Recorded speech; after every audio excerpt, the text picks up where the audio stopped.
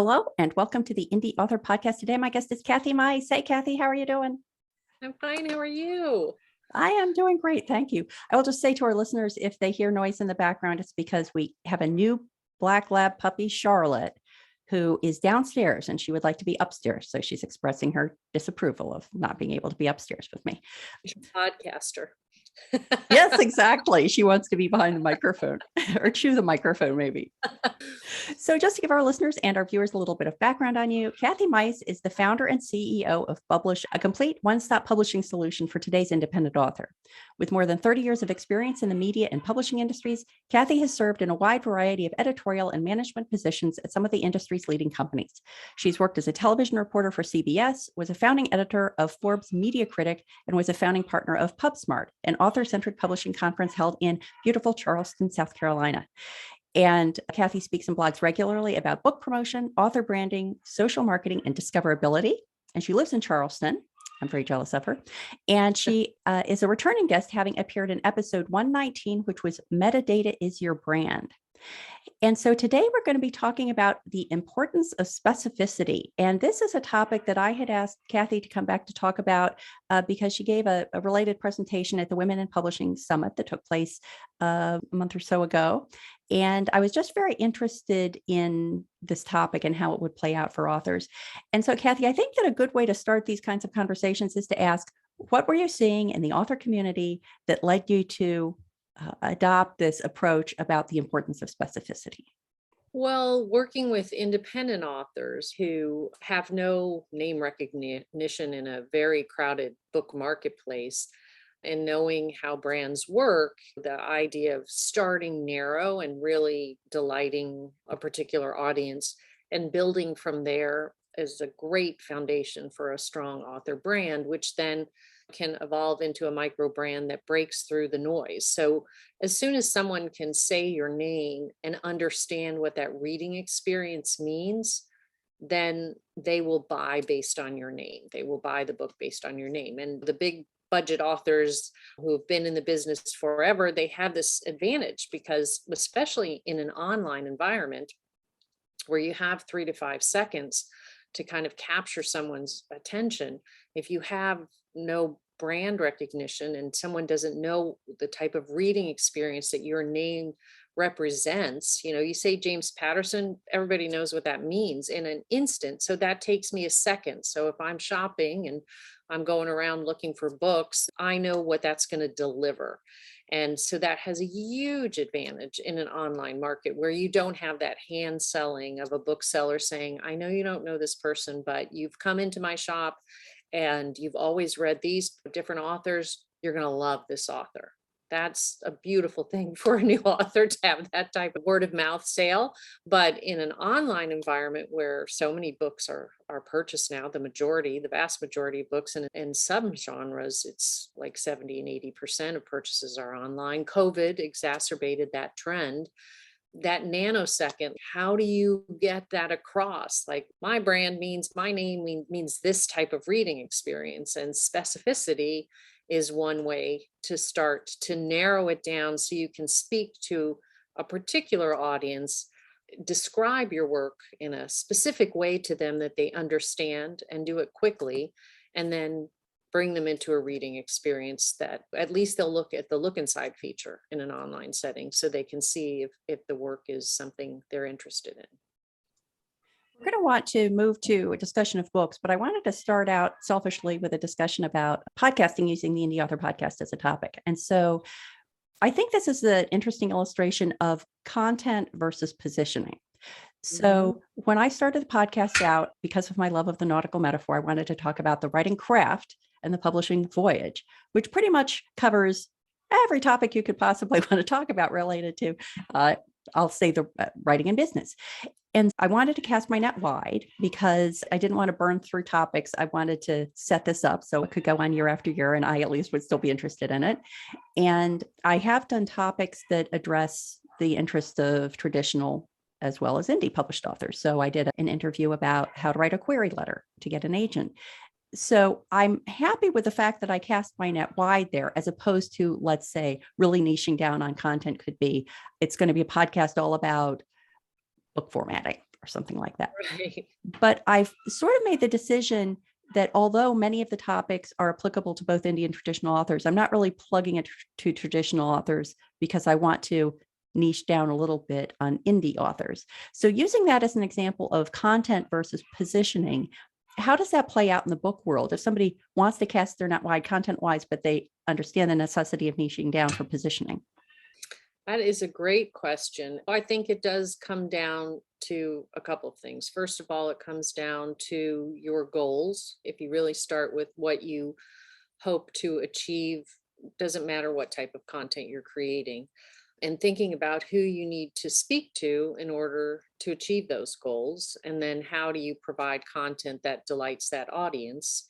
And again, essence of the definition of brand is that it is built for a particular audience. So in your case with the podcast, broad topics, but what you over time have realized is you can speak more to the independent author. Now, to me, that's where everything aligns because the content was gravitating toward that as well. It sounds like, even though you were covering a broad spectrum of craft and commerce, you started to speak to the independent author with your topics more. And again, hard to speak to both of those audiences. I think the interesting thing is that there are so many authors doing hybrid projects. One is traditional and one is independently published. And we've even seen that with authors, and we serve independent authors by format. So a book's doing well in ebook and print, and now an audiobook, traditional author buys the rights. So it's an interesting dilemma that you're in. And I have always felt this is the future. The authors are in charge, which is wonderful. They're in the driver's seat. So it opens up all types of opportunities for them. But if you were niching down as you are, you would speak that angle. The content would be driven for what does that look like for an independent author, meaning they probably start their journey independently and then choices become available to them, or they start independently and they've considered like, what would it be like to be traditionally published? So I think there needs to be alignment, because if you're speaking to an audience, you need to give them what's of value to them. But I think it always starts with the goals. That's something I don't think a lot of authors start their journey with. They start, and maybe even podcasters, I'm not sure, but you start your journey with what you have to provide, your expertise or your story or your dream. But most people start with that kind of content mindset. And so it's sometimes not a business mindset as much. It's content first. And so without thinking, what are my goals for this content? What do I personally want to achieve? I'm bringing this to the public. So it's a professional act. If you start a business, you typically know what your goals are in starting that business. And so it's a kind of a mindset shift to start thinking about releasing content with goals. And I would say some amazing podcasts and amazing books start without saying, I am speaking specifically to this audience all the time. But is it a much harder road? Yes. Have you set yourself up to have to explain things that are difficult to explain and you have 3 to 5 seconds of attention? Yes. So competing in a podcast marketplace or a book marketplace, it's not different. They're both very crowded. They're both exploding. The quality is also very mix and match. So the more specific you can be to a particular audience and making sure there's alignment and that it can be easily explained in a simple, direct way to that audience. And if that audience is aligned with your goals and the content is delighting them or surprising them or whatever the intention might be, the experience is supposed to be, then you're going to start to get momentum, the good reviews, the word of mouth. It's easy for them to explain what the podcast or the book is about. So they're able to advocate for something that they like, and things become easier. So when you're talking about your goals, again, how hard do you want to make the journey and what is the journey all about? So those should be specific too. Yeah, I have to say that I didn't bring a particularly business related mindset to the launch of the podcast because it was basically an opportunity for me to network with other people who are on the publishing voyage and working on the writing craft and to build community and learn myself. A great goal, building Yeah, community through content. Yeah. Fabulous. exactly. I don't think that I look forward to when I might have books to offer, for example. So maybe this is a good transition to talking more specifically about books, that I think that in some cases, the author of a book doesn't have a explicit name brand like the Indy Author or the Creative Pen or the Rebel Author or some other podcasts that have those recognizable names. So because I picked the Indy Author, it kind of by definition meant that somebody skimming a list of books was going to gravitate to that if they were indie authors themselves rather than traditionally published authors.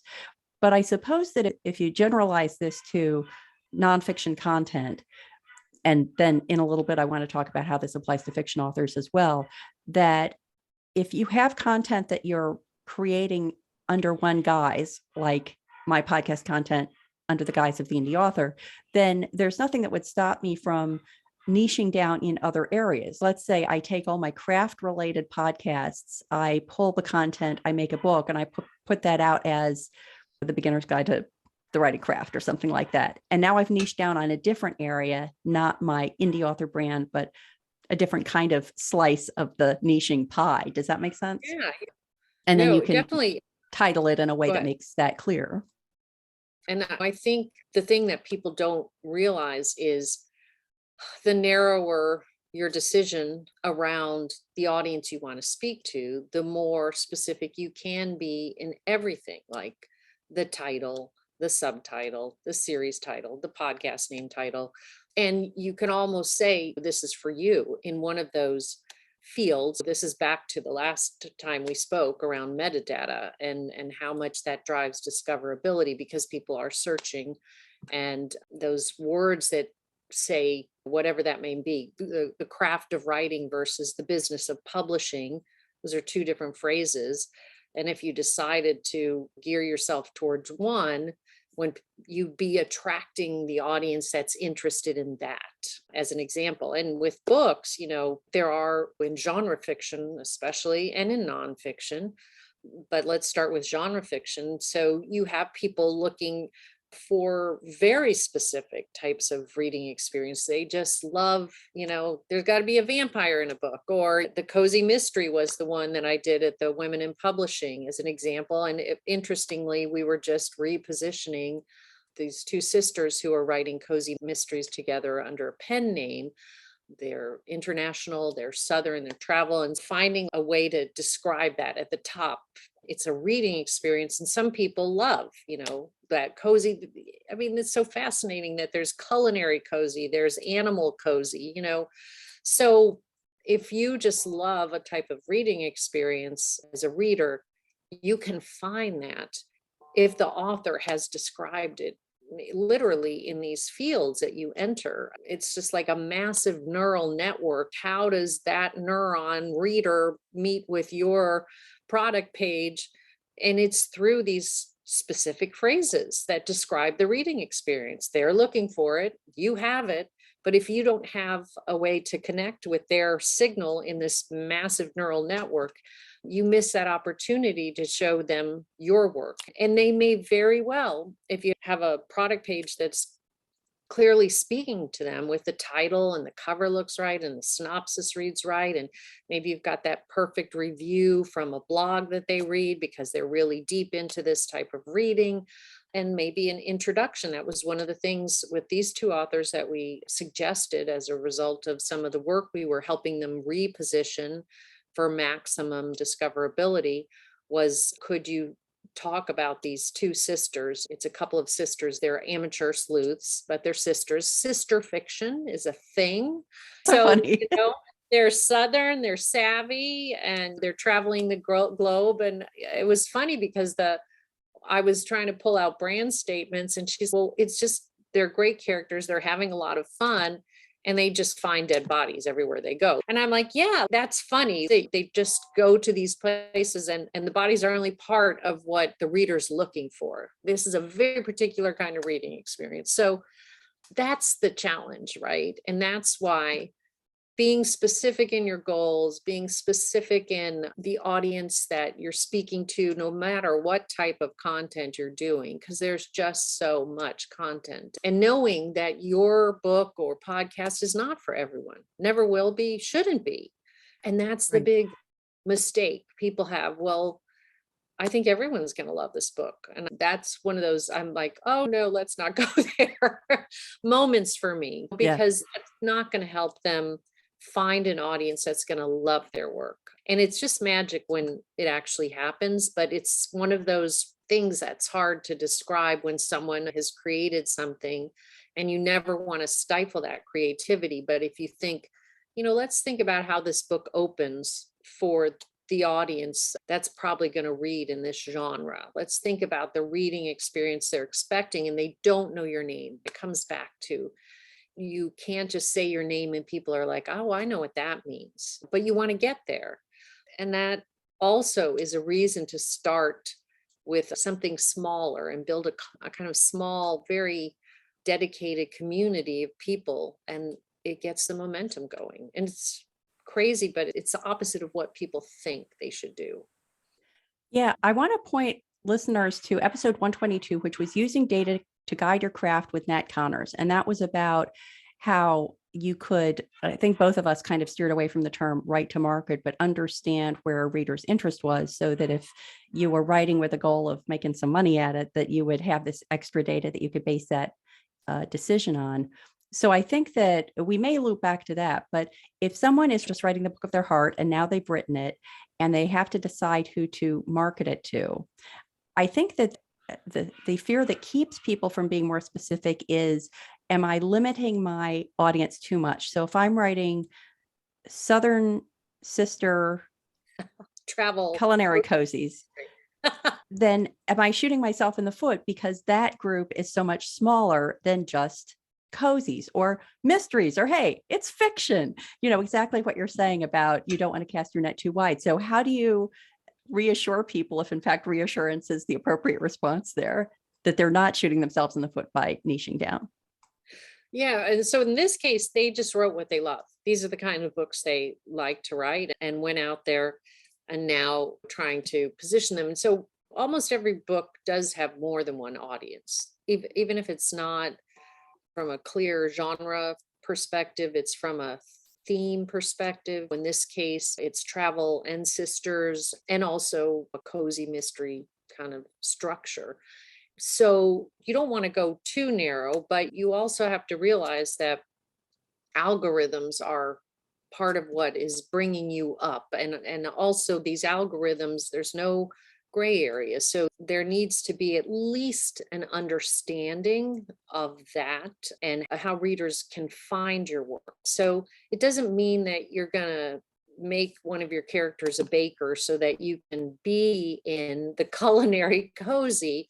But if you've written a story and you are well read in your genre and at least understand the reading experience, it may shape where you place it, what other books you say are your comparable titles. And it shows up in reviews. For example, for these authors, their reviews from different places like Kirklis and Book Life, Publisher Weekly suggested, if you like these authors or these books, this is a great read for you. So those kinds of things are fabulous when someone doesn't recognize your name, but they come to your page and they can see it's a reading experience like this. If you like this and they're like, oh, I know that name, so this author is like that. Again, there's a connection that happens quickly in the reader's mind. And that's what's important. So it doesn't always have to be about niching down to something so narrow that you can't have several audiences,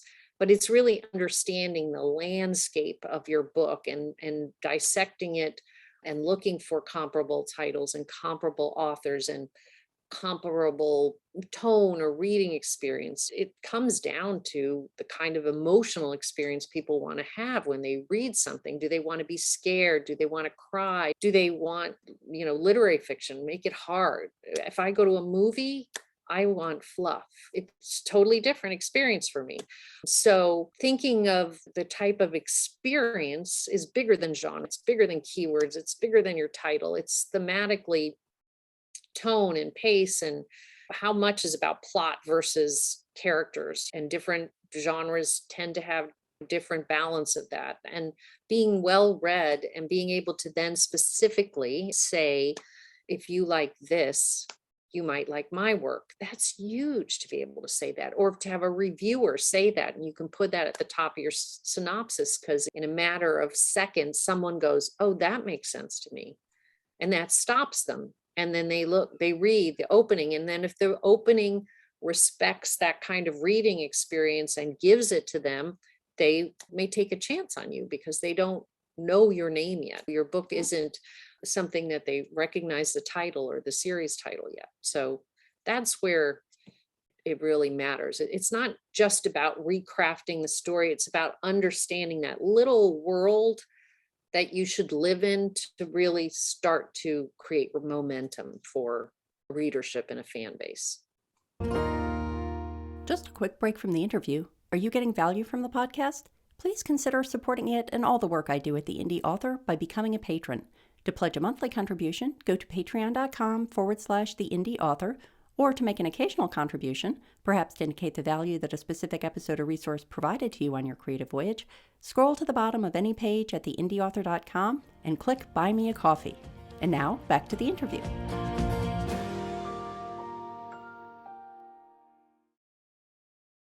I'm wondering if someone has a book that is, let's say, paranormal romance set in the 1700s. Do you have guidance about their positioning of it?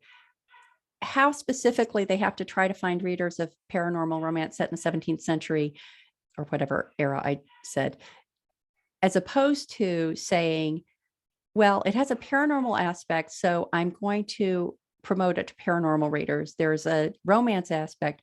So I'm guessing that romance readers aren't necessarily going to be interested in paranormal 17th century, but that 17th century fans might be willing to read paranormal romance. I don't know. When it's kind of a mixture like that, how do you make the decision about how you position that and to whom? Right. And it happens more and more too. And people are more open to that. And that's, I think, around themes. For example, my son one time when he was home from college, and he goes, Mom, I just found this great show. We got to watch it together. And I said, what? And he said, Friends. And I was like, well, that's from when I was growing up. And he's like, it's awesome. And he'll introduce me to things. There's so much interaction with content and social and ways to discover it. And we try new things if we like thematically, and we like how we feel.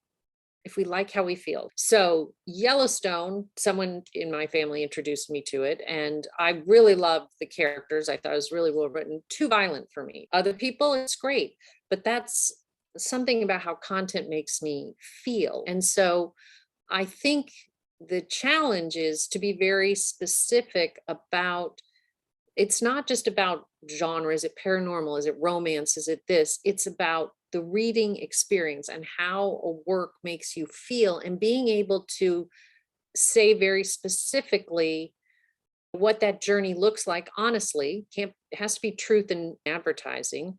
And cross genre is happening all the time. Almost all the authors who come to us now have blended genres, and it's always about, well, what's the primary genre and how do you fit for this reading experience? So you describe it correctly, but you give an emotional sense of what the reading journey feels like so that you can attract people. Think of Spotify.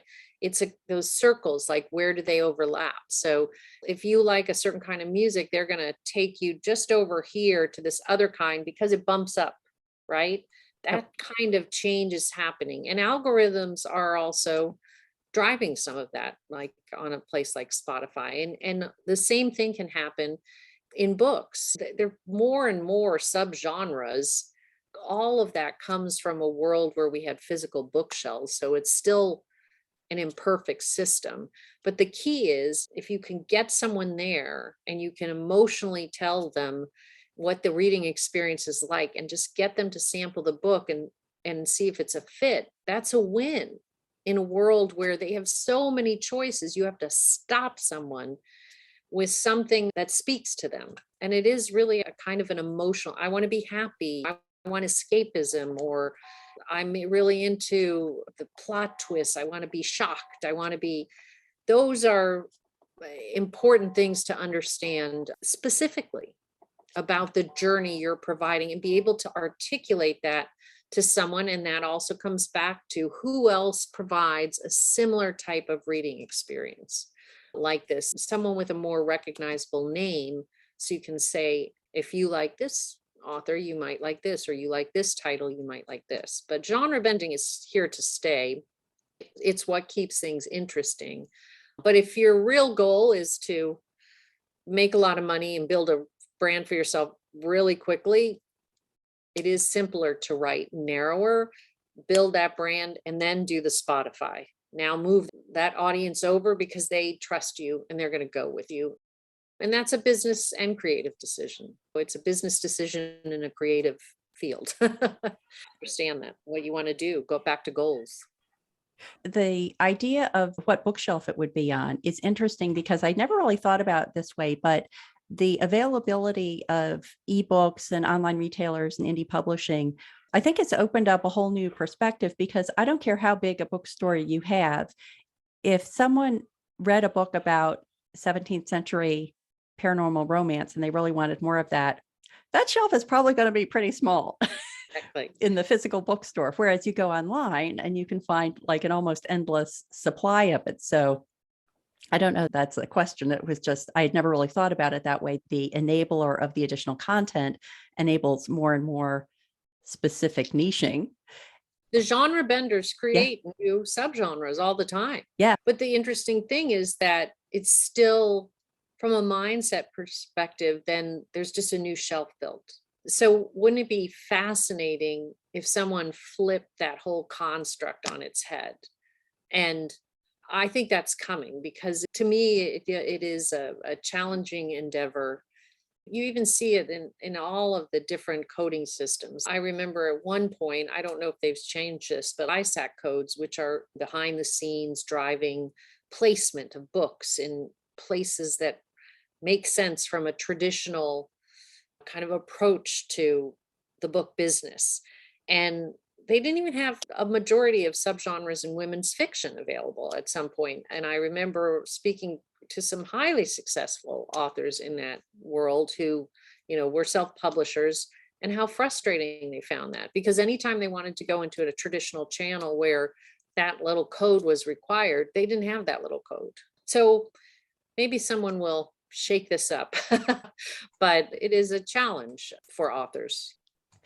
I was also thinking that there's not only the content versus positioning division, but there's the content of the positioning versus the targeting of the positioning. And by that, I mean that if we're just talking ads now, let's say, Okay. I could put together, if I'm writing 17th century paranormal romance and I'm putting together the ads or working with someone to put together ads, the visuals could be very specific. Like I'm going to make a very obviously 17th century dressed couple.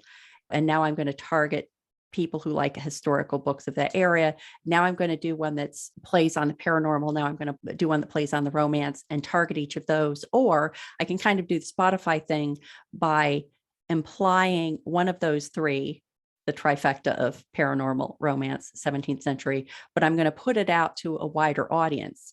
Do you have any recommendations about how you align or adjacent eyes the content of your ads with the targeting of your ads, the target audience of your ads? Content of your ads or the content of your book? The content of your ads, I'm thinking now, like what image do you put on the ad, or what image do you put up on social media? And then who do you send it to? I tend to target Stephen King in my Facebook ads because in Facebook, there's not a downside to casting your net wide because Facebook sorts it out, unlike Amazon ads, where the more specific you are, the better. So on Facebook, I target Stephen King and Charlene Harris. And my Charlene Harris ads, I usually had something that looks kind of ghostly. Whereas in my Stephen King ads, I usually have something that's a little more like thriller-esque. Yeah. So I'm sort of trying to align the content of my ad with the target audience of my ad, but maybe I'm missing opportunities by adhering to that alignment. Well, no, I think that's smart. What I would say, because it's always about, you can try two audiences and both can work. You can try two audiences and one works better than the other, just like the book more, is to add a layer. I think what you're doing is right, but to add a sampling layer. So to bring both ads into a sample experience, maybe on your website, before they buy, before you take them to the purchase. Because the big thing that happens, and it comes back to, again, how the reader sees it, and also to this sense of truth in advertising, right? So if you're going strong on the thriller side, and that's going to delight that Stephen King, he is a particular kind of thriller. When they come into your book and they don't like the sample, they're not going to purchase and leave a review of disappointment. And you can follow that pathway to see which audience really ends up loving the sample and buying the book. And then hopefully, because you gave them the opportunity to test and try things on and see if it was a fit for them, you get the right subgroups in those audiences to actually purchase the book. And again, you can get bad reviews for great work because it's in front of the wrong reader. And people might say, well, that's not a great journey because you didn't take them from A to B and close the deal. But if you're really trying to learn about your audiences, that's a different type of advertising campaign than when you really clearly have an audience. And on Facebook, you are advertising to interests and audiences versus very specific comp titles. But testing would be very, very important because those are different. And I would say probably in both groups, you're going to find subgroups, and then that's how you build the audience. But you take them through that one extra step, let them get to know you, let them sample your work in a non-purchase environment, and then take them into an actual purchasing environment. Yeah, Stephen King's an interesting case because he has written so many different kinds of books, and however many years ago, 20 years, 30 years, when it was more horror, I wouldn't have chosen him because my books are not horror. But as he's expanded into other things, I'm just kind of picking him because readers of Stephen King are willing to have weird things happen in their books. And there's the Spotify effect, like they loved this and he kept bringing them and he evolved and his brand evolved. And I think once you have gained a reader's trust and they understand, they don't care so much about genre. Some people do. They care about a reading experience and a kind of feeling they get when they read your work. And they know that with Stephen King. And so when he starts to go somewhere, that people follow. And that's, I think, one check in the side for going narrower, but also testing and seeing what's that group within the group that finds this mix of genres that's not fitting neatly into a particular subgenre, but they love it because the reading experience resonates with them, you know? I wanted to loop back on something you had referenced before that I think I understood. You were saying that in certain kinds of ads, and I'm guessing this is for ads where you're looking for your audience, you don't have an established large audience to market to, that you're sending people to a web page as opposed to a purchase page. Did I understand that correctly? Yeah, I mean, it's something to think about. The other thing with Facebook ads is that if you send them directly to Amazon, first of all, you never capture their email. You also don't teach Facebook anything because they can't see what happened if the goal was reached, because they lose that connection on Amazon. But you can add the tagging to your website that then, if the goal is to get them to download a sample, if the goal is reached, then Facebook will do more of that. If the goal, whatever it's set, whatever action they're supposed to take wasn't reached, Facebook can't make those connections with Amazon. So there are other advantages. But I think if you are someone who really is blending genres and it's just a little tougher to find your audience, bring them to the site and let them sample the work there. And then in that sample, drive them to the product page. Instead of, if you're doing something like at 99 cents, you might just get an automatic buy because of the pricing, but first you would lose the connection with the fan that was willing to actually click through and maybe sample your work. And you lose the ability to ask them something to learn, like, what is it about this book that you liked or didn't like? You lose the relationship. That's, I think, why the email list is still the most important thing for an independent author to grow. But audience testing, and it takes skill and it takes commitment, and it takes money, but you could throw a lot of money towards the wrong audience or towards the right audience, but have the wrong description or the wrong opening for your book, or there's just lots of little places where things have to go right. And if one thing goes wrong, you lose people. So better to test and make sure everything is working together. And that comes down to, I think, specificity and description, specificity in the ad and the audience you're talking to with that ad, the experience they get when they come to your website and sample. And it's just harder when you blend genres. It takes more testing, but it's worth it. It's definitely worth it. Great. Well, hey, Kathy, thank you so much. This was so helpful. Please let the listeners and viewers know where they can go to find out more about you and all you do online. Oh, sure. Well, come visit us at bublish.com. So that's spelled like publish, but with a B. So we're turning publishing upside down. And bublish.com. You can also find us on all the major social media sites as Bublish Me. And we do a ton of author education. So come and check it out. And thanks for the opportunity again, Maddie. Always an interesting discussion. You like to talk about things that fascinate me, but I don't think enough people are talking about these kind of topics and how much they influence the outcomes that authors experience. Yeah, I think that authors can be leery of the testing data concept. And so I have a number of episodes. I'll try to remember to put links in the show notes to them about how authors can use data to improve their results. So another great addition to that library of resources. Thank you, Kathy. Yeah, thank you.